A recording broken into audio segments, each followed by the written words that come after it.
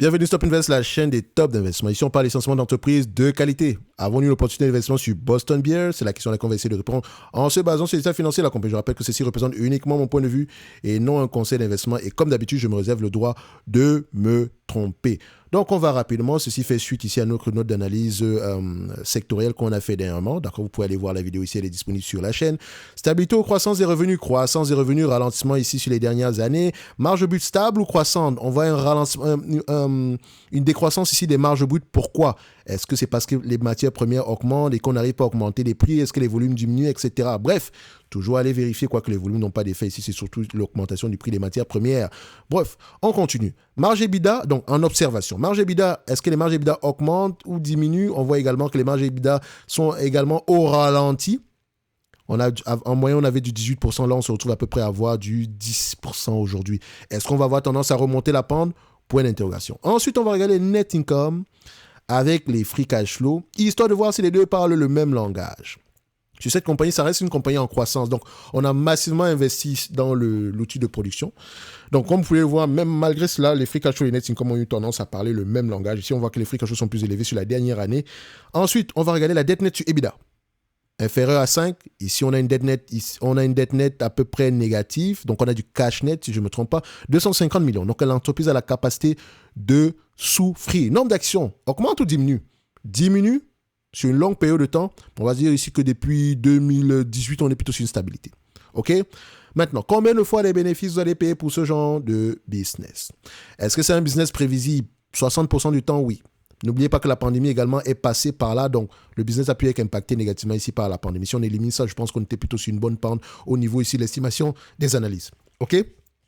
Combien de fois les bénéfices vous allez payer pour ce genre de business? Tout va dépendre de la croissance. Vous voyez ici, excusez-moi, les années s'attendent à peu près une croissance de l'entour de 20% jusqu'en 2026. Attention, on va revenir au plus haut de ce qu'on a connu en 2020 ici. C'est ce qui est prévu. Est-ce que ça va se réaliser également?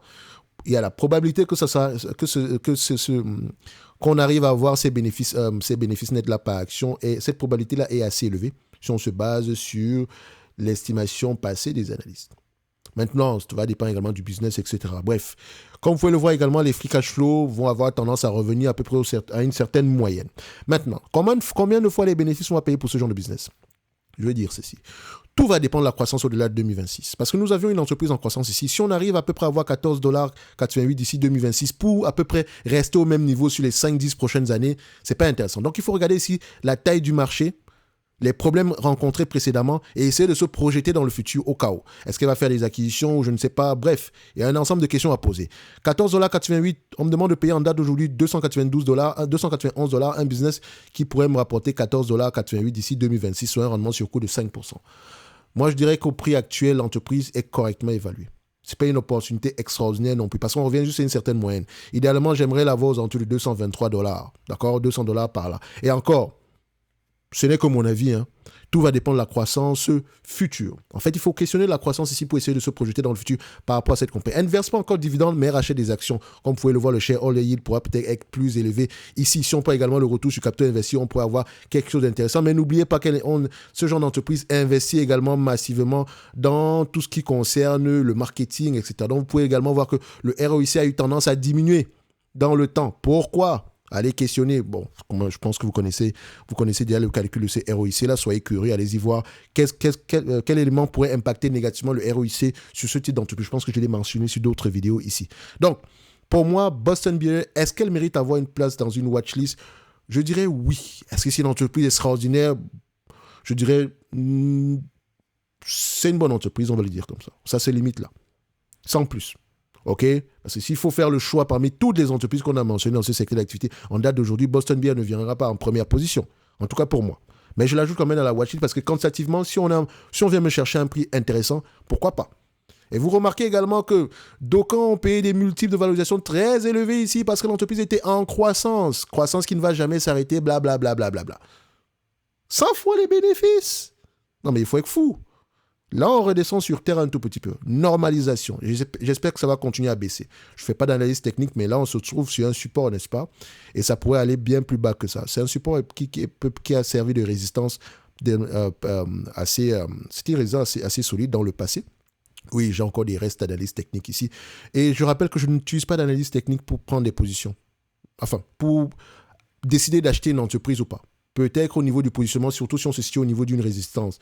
Je l'ai mentionné ici, par exemple, pour la compagnie qu'on appelle aujourd'hui Cencora.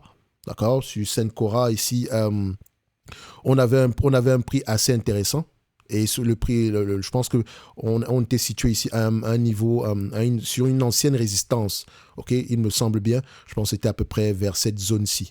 Ok, donc Cencora, vous avez également, bref, juste pour dire que vous pouvez augmenter, ça peut vous permettre ici d'augmenter la taille de votre position parce qu'on est situé sur une résistance et non de décider d'acheter ou pas. Non, la décision d'achat ou pas, c'est la décision d'achat ici, c'est par rapport aux fondamentaux quantitatifs et qualitatifs et non par rapport à une courbe d'analyse technique. Non, pas du tout.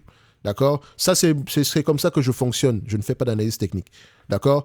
Bref, mais ça ne veut pas dire que quand on regarde Samuel Adams, on se rend compte que la résistance est quand même assez forte ici. Donc, ça peut être intéressant. Le marché peut redémarrer. Donc, ici, si on se rend compte que la taille du marché est énorme et qu'il y a encore des parts de marché à prendre, pourquoi pas? Bref, on s'arrête là. On se donne rendez-vous sur la prochaine vidéo. En lien dans la description, vous avez la top newsletter où je partage également des analyses sectorielles comme celle sur le secteur des boissons. Également, vous pouvez avoir accès aux notes d'analyse ici. Je lis, j'écoute les conférences calls sur les entreprises qui, moi, me semblent intéressantes et je vous les présente ici sur des notes et je fais également le suivi. Tout ça en description de la vidéo. Et pour ceux qui sont intéressés par Fastgraph, vous avez également 25% de réduction. D'accord? En passant par le lien d'affiliation et en appliquant le code promo qui vient avec. Merci, au revoir.